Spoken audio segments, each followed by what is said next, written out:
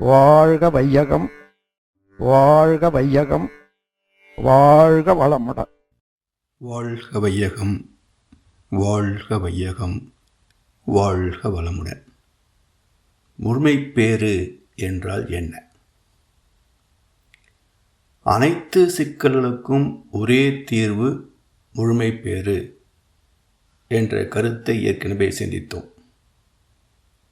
இப்போது முழுமை என்றால் என்ன என்பதை புரிந்து கொள்வோம். எண்களில் முழுமையான எண் 0 மற்றும் 8. அதாவது புறப்பட்ட புள்ளிக்கே மீண்டும் வந்து சேர்ந்து விடுவது முழுமை. இதேபோல் நமது ஆத்மா எங்கிருந்து வந்ததோ அங்கேயே சென்றடைகின்ற வழியை காட்டுவது ஆன்மீகம். அதில் வெற்றி காண்பது முழுமைப்பேறு. அதாவது 0 போன்ற நேர்வழி அறிவு மார்க்கம், ஞான மார்க்கம். 8 போன்ற சுற்று வழி பக்தி மார்க்கம். சுற்றுவதால் வழி தவறி போகக்கூடிய வாய்ப்புகள் அதிகம். சரி, முழுமையடைய உண்மையான ஆன்மீகம் காட்டுகின்ற அறிவு மார்க்கம் என்ன சொல்கிறது? வாழ்வை எப்படி நடத்த வேண்டும்? மகர்ஷி அவர்கள் இந்த வாழ்வை வெற்றிகரமாக நிகழ்த்துவதிலே 3 அம்சங்கள் உண்டு.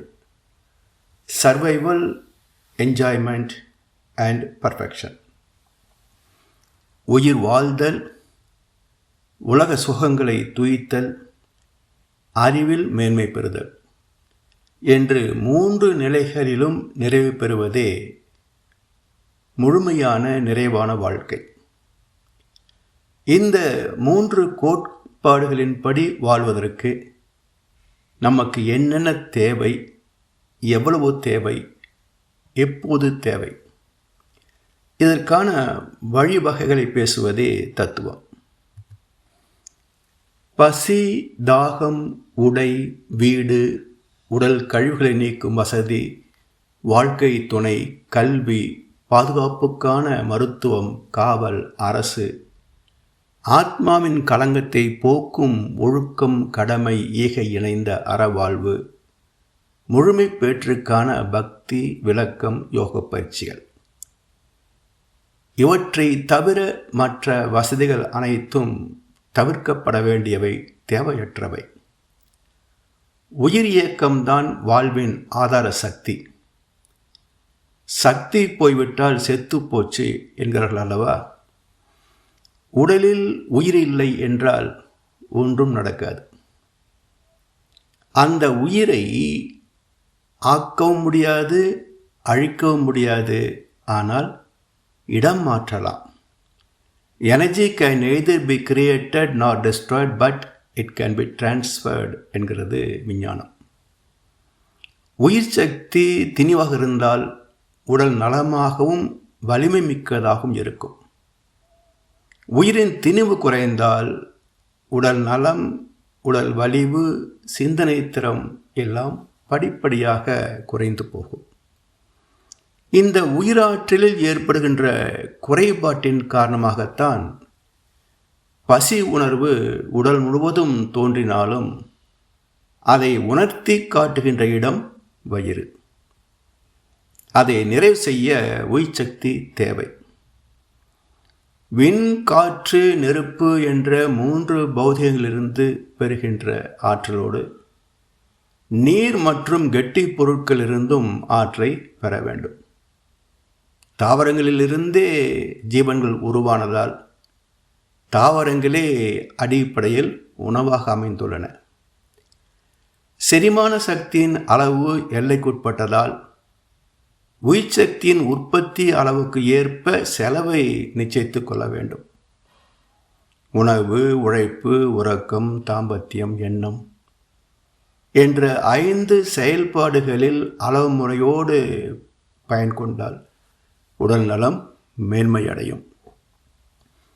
அடுத்தது உடை, இருப்பிடம். கோடை காலம், குளிர்காலம், வசந்த காலம் என்று பருவம் மாறுகிறது. சூரிய வெப்பம் அதிகமாக தாக்குகின்ற பருவம் கோடை காலம். அந்த வெப்பத்தில் கடல் நீர் அதிகமாக ஆவியாவதால் மேகங்கள் திணிவு பெற்று மழையாக பெய்வதே அடுத்த பருவம். அதனால் ஏற்படுகின்ற தாக்கம் குளிர்காலம். இப்படி சூரியனாலும் கடல் நீராலும் ஏற்படுகின்ற மாற்றங்களே பருவம். அதைத்தான் சீசன் என்கிறோம். SEA + SUN = season.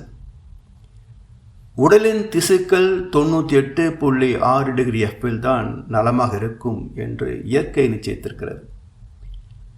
தட்பவெட்ப ஏற்றத்தாழ்வினால் உடல் சூடு பாதிக்கப்படாமல் காப்பது உடை. அடுத்தது இதற்கும் பாதுகாப்புக்கும் இருப்பிடமான வீடு. அதை அடுத்து உடல் கழிவுகளை வெளியேற்றக்கூடிய வசதிகள். 98.6 டிகிரி F வெப்பத்திற்குள் பிரிக்க முடியாத உயிரணுக்களே உடலுக்கு தேவையற்றதால் அவை கழிவாக வெளியே தள்ளப்படுகின்றன. 16 வயது வரை இருந்த குழந்தைத்தனம் மாறி இளமை பருவம் வருகின்ற போது பால் உணர்ச்சி தூண்டப்படுவதால் அதை தணிக்க தகுந்த வாழ்க்கை துணையை தேடுகிறது. அதற்கு திருமணம் என்ற ஒரு பந்தத்தை ஏற்படுத்தி அதன் மூலம் ஒரு பாதுகாப்பான உடல் நலத்திற்கும் சந்ததிக்கு பொறுப்பெடுப்பதற்கும் அற்புதமான ஒரு சடங்கு முறை. அடுத்து இயற்கை சீற்றங்களிலிருந்து நமக்கு காப்ப வேண்டும். இயற்கையில் பாசிட்டிவ் ஃபோர்ஸ், நெகட்டிவ் ஃபோர்ஸ் என உள்ளதால் பூமி உருவான காலம் தொட்டு சீற்றங்கள் உள்ளன. இதை மதித்து வாழ்வது அறிவின் இயல்பு என்பதை மறந்து அலட்சியப்படுத்தி மக்கள் அல்லல் படுகின்றனர். அடுத்து வேற்றுயிர் பகை. ஒரு ஜீவனுக்கு இன்னொரு ஜீவனே பகை. மேலும் ஒரு மனிதன் இன்னொரு மனிதன் கொல்வது ஏன்? வளர்ந்த விலங்கு கூட தன் இனத்தை சார்ந்த இன்னொரு வளர்ந்த விலங்கை கொல்வதில்லை. ஆனால் சகோதரத்தில் பிறந்த சகோதரர்களை ஒருவர் வெட்டி கொள்வது மனிதத்தில் மட்டுமே தானே இருக்கிறது. அடுத்ததாக கொலை, தற்கொலை, விபத்திலிருந்து நமக்கு காப்ப வேண்டும். மரணம் என்றாலே அகாலம் என்றுதானே பொருள். பாவத்தின் சம்பளம் மரணம் அல்லவா? காரணம் கர்ம வினை. எந்தெந்த குடும்பங்களில் ஒருவர் வருத்திக் கொள்கிறார்களோ அங்கு அகால மரணம் ஏற்படும். தன்முனைப்பு, 6 குணம், பஞ்சமகா பாவம், தயவின்றி பிறருடைய சுதந்திரம் பறித்தல், வன்முறைகள், ஏழ்மை, பிறர் பொருள் கவர்தல், பெண்ணினத்தை வருந்தவிடல், இவையெல்லாம் பாவம், கர்மவினை. இதற்கான விளைவை விபத்தாக நிச்சயிப்பது தெய்வநீதி. மனிதனுக்கு தான் யார், தான் வாழ வேண்டிய முறை என்ன, தெய்வநீதி எப்படி செயலுக்கு விளைவாக வருகிறது என்பதை விளக்கக்கூடிய வாழ்க்கை கல்வி வேண்டும். அது இல்லை என்றால் மனிதன் மனிதனாக வாழ மாட்டான். மனமே மனிதனின் பலமும் பலவீனமும். அதர்மத்தை செய்வதில் இருக்கின்ற பலம் தர்மத்தை செய்வதில் இருக்காது, பலவீனம். இதை மாற்றி அமைக்க வேண்டும். ஒழுக்கம், கடமை, ஈகை என்ற 3ம் இணைந்த பாதுகாப்பான வாழ்க்கை அறம். வளர்ந்த மனிதனின் ஆசைகளால் வாழ்வில் நேர்மை தவறுகின்ற போது, ஆசையை முன்னே வைத்து தர்மத்தை பின்னே வைக்கின்ற செயல்களால் பாவம் பரிணமிக்கும், துன்பமே தொடரும். பொதுவாக தான் விரும்பியதை சாதிக்க வேண்டும் என்ற வேகம் மனதுக்கு உண்டு. வளர்கின்ற போது உடல் மட்டுமல்ல, ஆசைகளும் சேர்ந்தே வளர்கின்றன. ஆசைப்பட்டதெல்லாம் கிடைப்பதில்லை, கிடைக்காததை மனம் ஏற்பதில்லை. விரும்பியது நடப்பதில்லை, நடப்பது பிடிப்பதில்லை. மனம் திட்டமிடுகின்ற படிக்கு இயற்கை ஒத்துப்போகுமா? எனவே தெய்வ நீதியை மதித்து வாழ மனதைத்தான் பக்குவப்படுத்தியாக வேண்டும். பக்குவப்பட்ட மனமே அறம் சார்ந்து வாழும். அந்த அறத்தின் முதல் கோட்பாடு ஈகை. பிற உயிர் படுகின்ற சுக துக்க உணர்வுகளை கூர்ந்து அறிவால் ஆராய்ந்து அதை நீக்குவதற்கு அறிவு எழுச்சி பெறுவதே ஈகை. எந்தெந்த வகையில் ஈகை செய்யலாம்? உடல் உழைப்பால் ஒருவருக்கு உதவி செய்யலாம். நம்மிடம் உள்ள உணவுப் பொருள் போன்றவற்றால் உதவி செய்யலாம். ஏதாவது சிக்கலில் தவிக்கின்ற ஒருவருக்கு நமது அறிவின் அனுபவத்தால் சிந்தனை திறத்தால் வழிகாட்டலாம். இப்படி உடல் உழைப்பால் பொருளால் அறிவால் என 3 வழிகளில் ஈகையாக இன்னொரு ஜீவனுக்கு உதவுகின்ற போது அதன் மறுபக்கமாக நம்மால் பிறவிற்கு எந்த வகையிலையும் துன்பம் தரக்கூடாது என்ற ஒழுக்கம் வந்துவிடும். இந்த 2ஐயும் செயல்படுத்துகின்ற வகையே கடமை கர்மயோகம். உற்ற நோய் நோன்றல் உயிருக்கு உருகன் செய்யாமை அற்றே தவத்துக்கு உரு என்கிறார் வள்ளுவ பெருந்தகை. வாழ்க்கையே எண்ணம் சொல் செயல் 3 தானே. இந்த 3க்கும் விளைவுகள் உண்டு. அந்த விளைவு தனக்கோ பிறருக்கோ தற்காலத்திலேயோ பிற்காலத்திலேயோ உடலுக்கோ மனதுக்கோ நன்மையே தரத்தக்க வகையில் அமைந்தால் ஒழுக்கம், புண்ணியம், தர்மம், அறம். துன்பம் தந்தால் பாவம், ஒழுங்கீனம், அதர்மம். கடன் என்ற சொல்லே மை என்ற இலக்கண விகுதி பெற்று கடமை ஆகிறது. என்றால் எப்போது வாங்கிய கடன், யாரிடம் வாங்கிய கடன், எதற்கு வாங்கிய கடன், என்ன வட்டி, எப்போது திருப்பி தர வேண்டும். எல்லா கேள்விகளுக்கும் பதில் நாம் பிறந்ததே ஒரு கடன் தான். பெத்த கடன் தாயிடத்தில் பாக்கி இருக்கு. வளர்த்த கடன் தகப்பனிடம் வளர்ந்து கிடக்கு. கல்வி கற்ற கடன் குருவிடத்தில் சேர்ந்து கிடக்கு. இப்படி கடன் தான் மனிதனுடைய வாழ்க்கையே.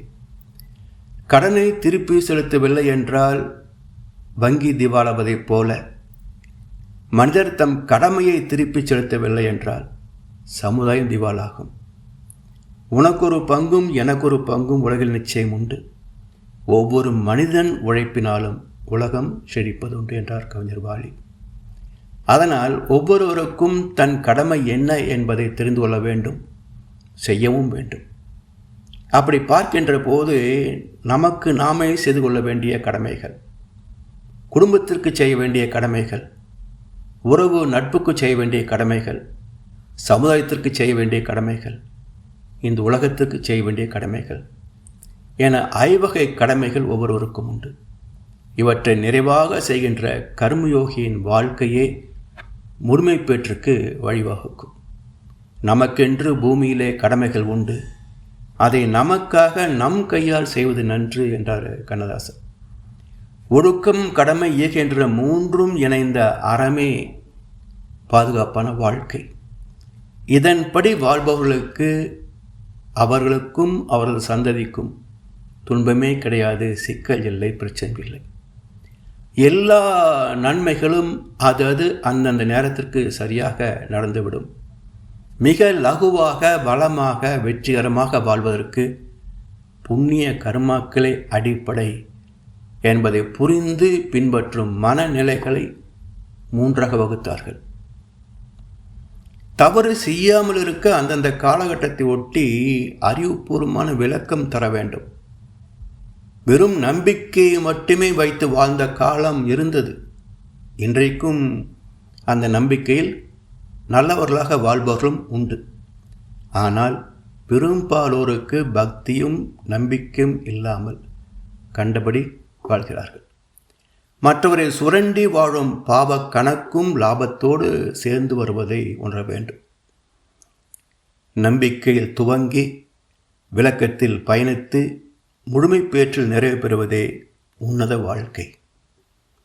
என்ன செய்ய வேண்டும், என்ன செய்கிறோம், 2க்கும் உரிய விளைவு என்ன வருகிறது, அதை நிச்சயிக்கின்ற விதி என்பதென்ன, தெய்வம் என்பது என்ன, இவற்றை தெரிந்து கொள்வதுதான் ஞானம். ஞான மார்க்கம், அறிவு வழி, விளக்க வழி. இறை உணர்வோடு அறநெறியோடு வாழ்வது யோகம்.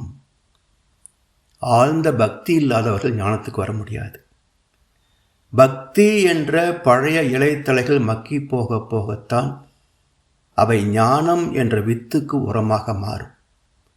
நம்பிக்கையில் தொடங்கி விளக்கத்தில் பயணித்து முழுமையில் முடிவது வாழ்க்கை. அந்த முழுமையில் அனைத்து இன்பங்களையும் நிறைவாக தூக்கலாம், ஆத்ம திருப்தியும் பெறலாம். அந்த அறிவில் முழுமை பெற்றவனே பூர்ணத்துவம் அடைகிறான். வாழ்ந்து பார்ப்போமே. வாழ்க வளமுடன், வாழ்க வையகம். வாழ்க வளமுடன். ஸ்கை வேதாத்திரியம் அமுதம் சேனலுக்கு இதுவரைக்கும் சப்ஸ்கிரைப் பண்ணின அனைத்து அன்பர்களுக்கும் மிக்க நன்றி. வாழ்க வளமுடன். அனைவரும் வேதாத்திரிய தத்துவங்களை உலகறிய செய்வோம். இந்த சேனலை உங்கள் நண்பர்கள் அனைவருக்கும் ஷேர் செய்து பயன்பெறுங்கள். நன்றி. வாழ்க வளமுடன்.